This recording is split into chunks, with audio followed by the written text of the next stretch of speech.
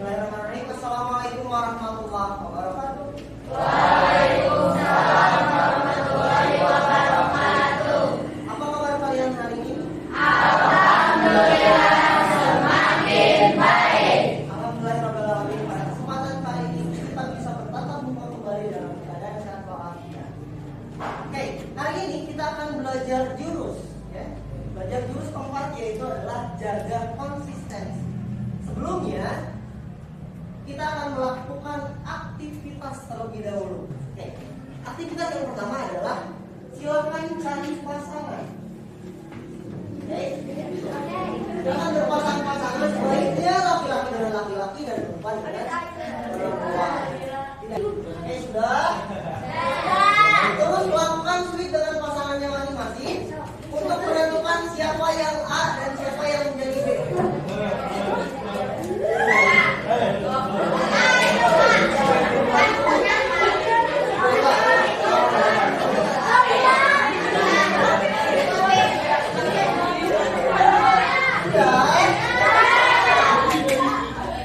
Siapa yang A? Nah, yang mana ya? Yang A mana? Ada yang A sudah mana? Yang A? Sudah? Oke, berarti sisanya B, betul? Tugas selanjutnya adalah untuk A, silakan mengepalkan tangan sekuat tenaga. Bayangkan kalian menggenggam barang berharga.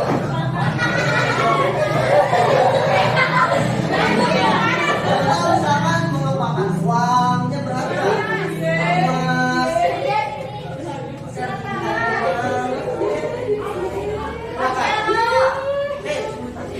Sudah? Gimana kepala tangannya? Sudah? Oke. Silakan. Sekarang tugas B adalah membuka kepala ini dengan paksaan.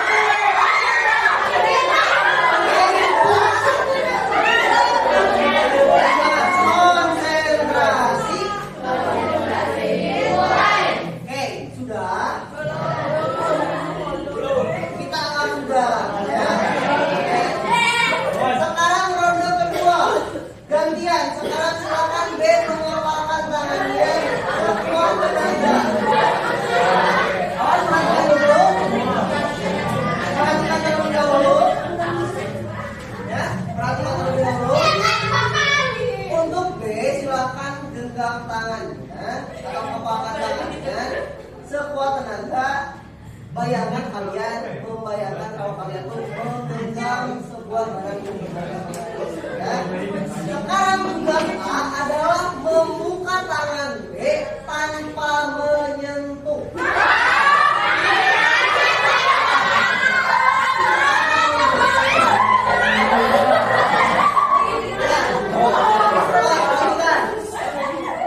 Tetapi syaratnya tidak boleh menyentuh tangan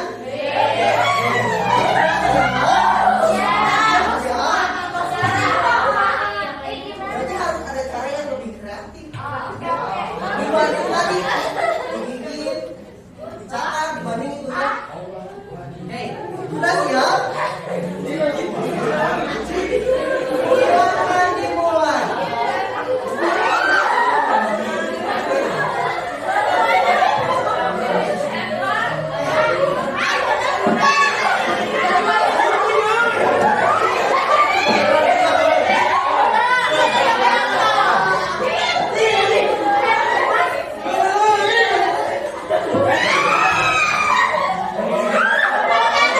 Yeah.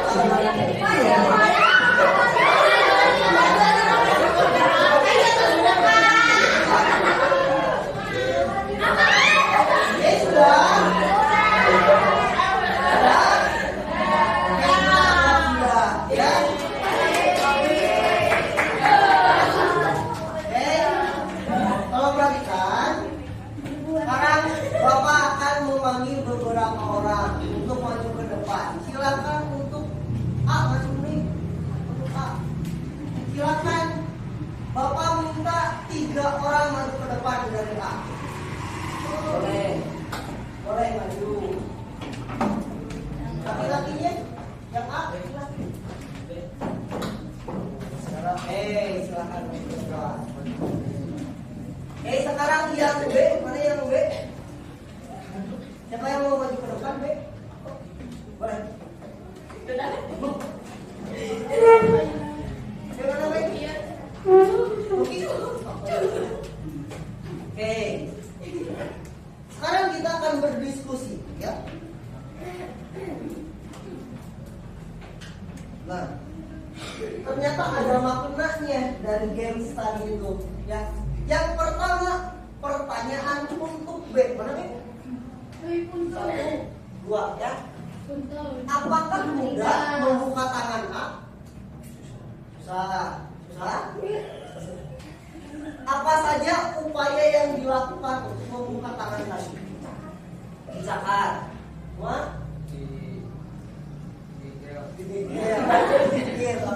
Apakah berhasil? Tidak. Oke. Terus untuk A, ya. Untuk A, mengapa saat B berupaya membuka, A mengepalkan tangannya kuat-kuat? Kenapa? Biar nggak terbuka. Semakin dipaksa semakin kuat. Ya. Kenapa?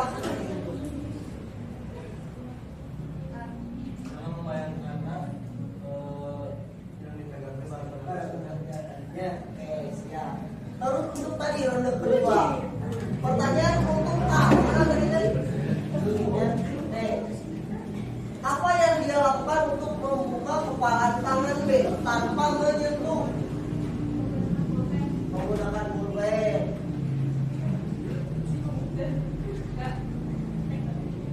Apakah diragukan? Apakah diiringi sesuatu? Belajar apa? Gigit kan tidak boleh menyentuh.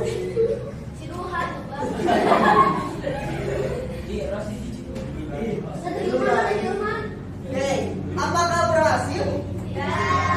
Tidak. Mana yang lebih mudah? Ronde pertama dengan kontak fisik atau ronde kedua tanpa menyentuh? Ronde pertama dengan kontak fisik, setuju? Oke. Dalam kehidupan sehari-hari, cara mana yang sering kita lakukan? Dengan paksaan atau dengan cara-cara yang lebih kreatif? Dengan paksaan, dengan cara-cara yang lebih kreatif. Oke, berarti berbeda ya. Oke, silakan duduk kembali. Terima kasih. Tepuk tangan.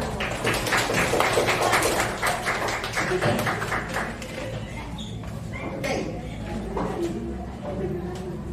Kebiasaan yang kita sering lakukan, ya, itu ternyata ada dua. Ada yang bentuknya dari kesadaran, ya, kalau perhatikan. Ada yang dari paksaan ternyata. Kenapa kita tidak suka dipaksa atau diperintah? Kenapa? Kenapa?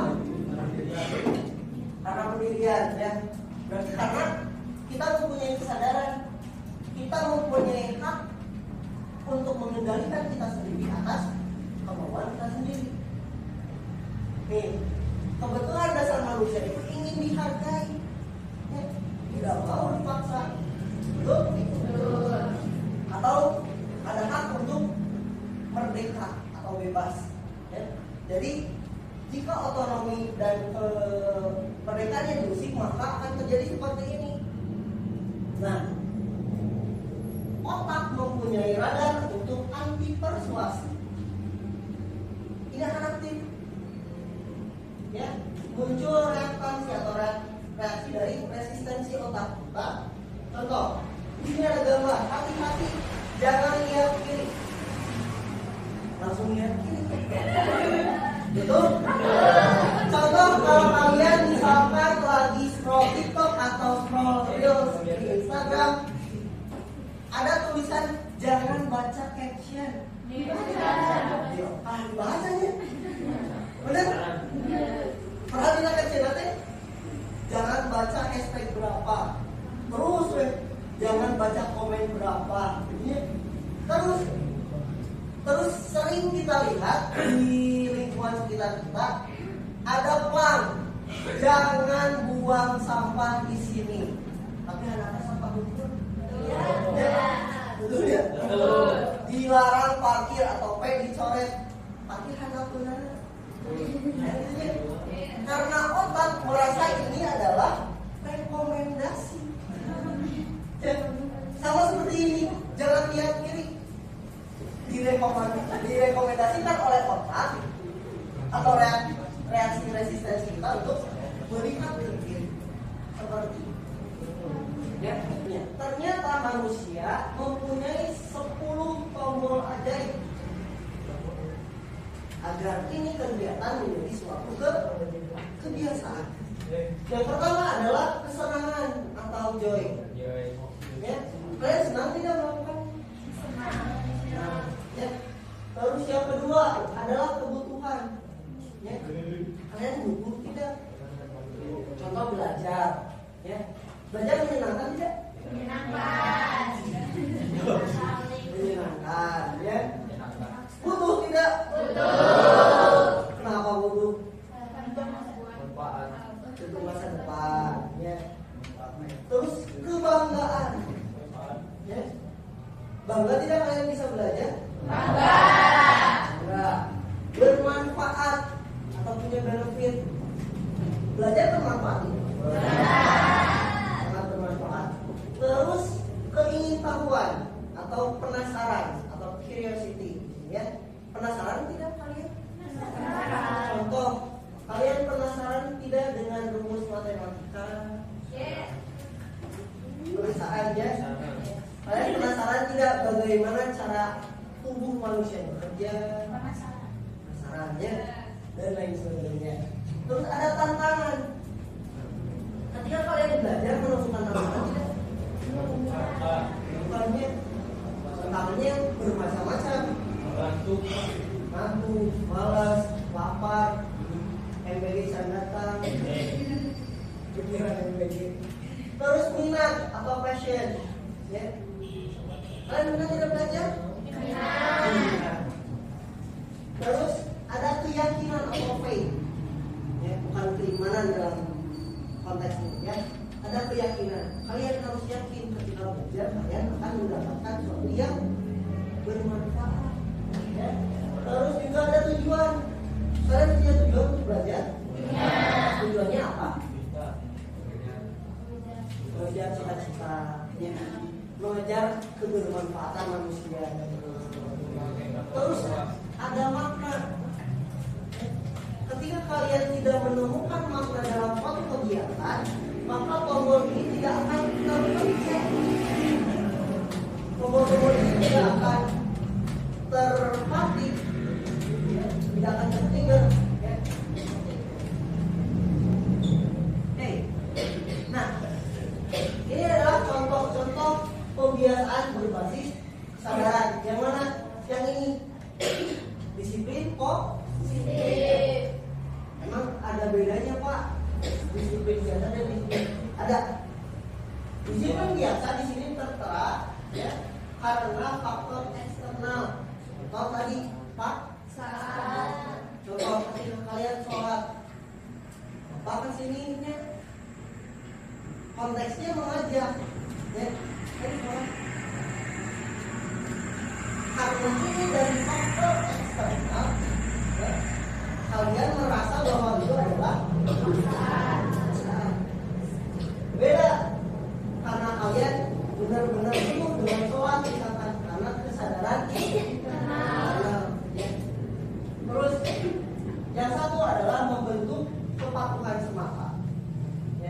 akan menumbuhkan tanggung jawab. Contoh, ketika kalian dapat tugas, ya, kalian mengerjakan tugas karena ingin dapat nilai atau karena tahu bahwa itu adalah tanggung jawab kalian. Keduanya, ya. Nanti ada dua faktornya, internal dan untuk disiplin biasa ini hanya jangka pendek, tidak akan berkelanjutan. Contoh tadi di warang sholat tidak akan berkelanjutan karena hanya ritual saja, hanya patuh saja semata dapur terhadap orang tua di rumah. Kalau basisnya kesadaran, kita akan jangka panjang. Karena basisnya tadi ke karena kita yang dulu, karena kita yang menikmati atau willingness tadi, karena kita yang memaknai bahwa ini adalah bermanfaat dan sebagainya. Oke. Nah, lanjut ini. Bagaimana kebiasaan terbentuk? Ya. Yang pertama adalah adanya petunjuk atau cue. Ya. Contohnya apa? Misal, kalian lebih sering lihat handphone atau lihat buku-buku pelajaran? Handphone. Karena yang lebih sering ada petunjuknya atau isyaratnya adalah handphone. Dalam penempatannya pun sudah berbeda. Ya. Buku-buku ditempatkan di mana? Di rak buku, di atas meja, atau bahkan dalam tas, ya, masih dalam tas. Beda dengan penempatan handphone. Penempatan handphone ada di mana? Di saku, ya, di genggaman tangan. Bahkan ketika mau tidur di mana? Di samping ban. Maka isyaratnya akan lebih nyata, ya, akan lebih jelas kelihatan. Ya. Terus yang kedua adalah gairah atau gairah atau rasa lapar. Ya. Ini rasa lapar ini adalah yang membuat kita penasaran. Ya. Bagaimana cara mematiknya adalah dengan cara kegiatan itu harus menarik. Balik lagi ke contoh tadi, lebih menarik mana? Isi buku atau konten-konten di handphone? Konten, karena dianggap lebih menarik. Ya. Terus yang ketiga adalah respon atau tindakan. Ketika kita menganggap itu menarik, ya, karena sering dilihat, ya, kita menganggapnya akan mudah. Ya. Setelah mudah, pasti kita butuh reward atau hadiah. Hadiahnya apa untuk melakukan yang menarik dan mudah? Adalah kepuasan. Ya. Minimal atau relate dengan konten yang ada, minimal orang seserian. Ya. Maka kuncinya adalah dilihat. Coba ikuti Bapak, dilihat. Seperti kalian pegang teropong, ya. Dilihat, menarik, mudah, memuaskan. Itu adalah kunci dari kebiasaan. Coba diulang lagi.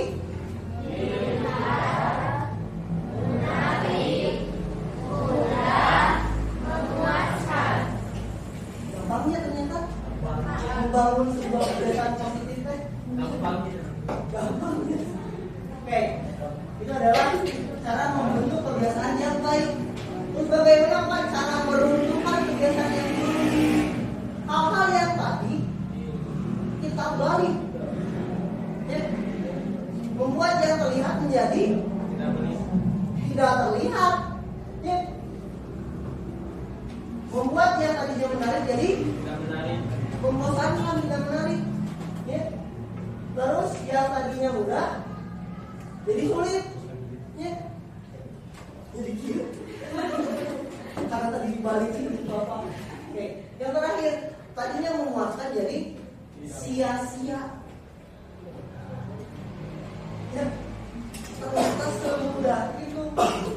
bangun dan menumbuhkan kebiasaan. Jadi setiap kebiasaan ini balik lagi ada 4. Ya kuncinya. Apa tadi deh?